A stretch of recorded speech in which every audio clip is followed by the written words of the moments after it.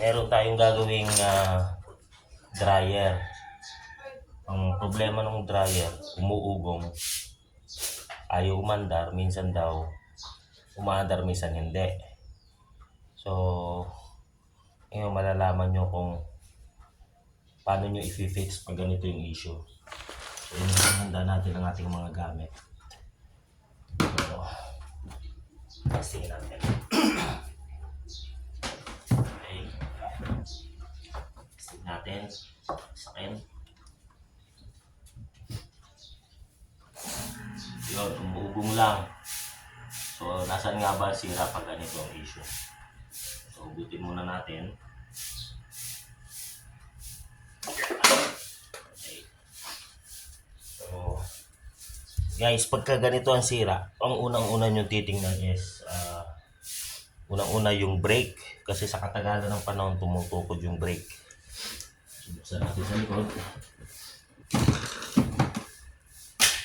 So, ito yung tinatawag na brake. So, ang brake, once na inopen mo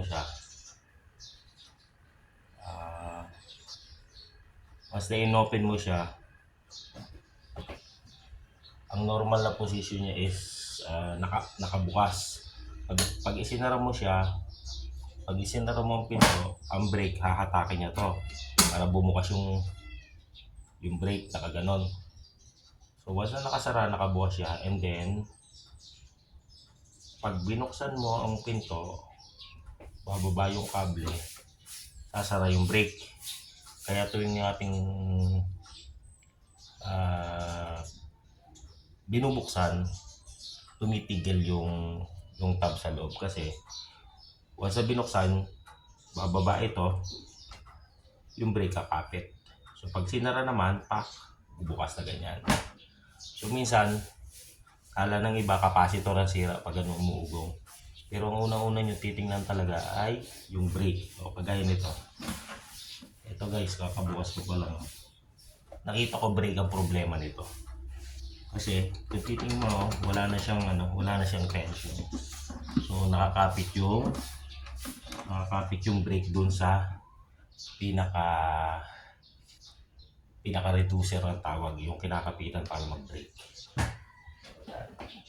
So yun lang po, sira niya, walang gastos. So ang gagawin nyo, meron niyang ditong adjustment. So kaya may butas-butas na yan ay adjustment. So ngayon sobrang luwag na, at tagalan ng panahon lumuluwag yung kable. So ngayon ang gagawin mo lang, itaas, and then atake mo dito, and then i-adjust mo ito. So hanapin mo yung lagyan natin sa pangalawa. Ayan, nasa pangalawa. Tapos ibabalik na natin. Pagtingin ng bahagya, huwag masyadong malakas kasi baka mabasag yung pinto. Pag naisapit mo na yan, pakiramdaman mo na dapat pag nakabukas ang pinto, siya ay nakabukas din doon sa ilalim. So pag sinara mo, dapat pag nakabukas ang pinto, nakahakap sa ilalim. Pagka isinara mo, dapat hahaltakin niya. Ganun po.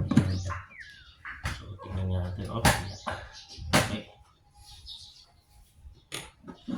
Tingnan natin. Okay, so yan. Lalapit natin para makita nyo. So ito yung tinutukoy ko.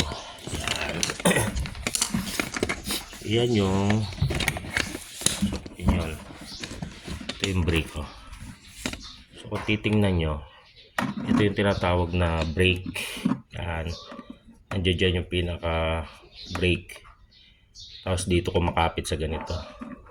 So ngayon pag maluwag na ito, maluwag na dito, ang nangyayari, kahit binuksan mo na siya, hindi ko makapit yung brake. Hindi na ganun, hindi nakapit. Ang nangyayari, parang nakaganon lang siya pero wala na siyang hakab. So ang nangyayari noon, kahit buksan mo pinto, hindi na siya titigil. Tapos minsan naman ang nangyayari, pag nalagot itong cabling to, ang mangyayari, is normally na nakakapit yan ganon. Kaya kahit anong paandar mo, kahit buksan mo ang pinto, ang mangyayari ayaw umandar ng motor mo, which is pwedeng makasunog ng motor. So ito, base dito, ito lang nakita ko maluwag yung brake. So testingin na natin.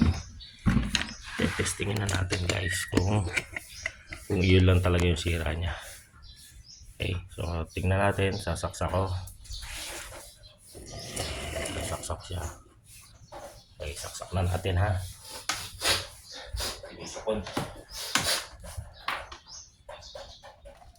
Okay. So timer natin. Okay, so tingnan nyo, mandar na ka. So yun lang sira niya, brake. Walang gastos, a-adjust mo lang. So yan o. Titignan, mandar na. So ito mangyayari, sa tuwing itataas mo, luluwag yung kable, kakapit yung brake. Ayan, tumigil lang, diba? So okay na, yun lang po ang sira niyan. Sana may natutunan kayong simpleng bagay na hindi naman kailangan gumastos. Okay, like nyo lang po, share para yung mga kamag-anak nyo na may mga simpleng washing machine or dryer na kagaya nito, hindi na nila kailangan pang maghanap ng technician para repairin.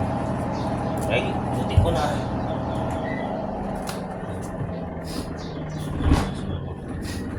Hindi na natin isara.